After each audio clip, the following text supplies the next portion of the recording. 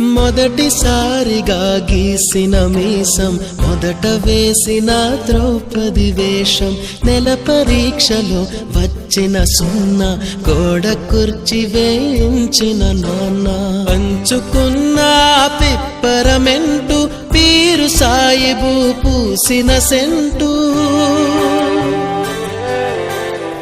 చెడుగుడాటలో గెలిచిన కప్పు, షావుకారు కెగవేసిన అప్పు, మొదటి ముద్దులో తెలియని తనం, మొదటి ప్రేమలో తీయందనము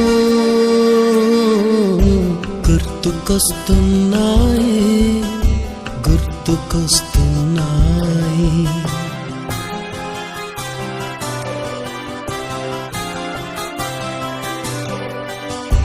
ఎదలోతులో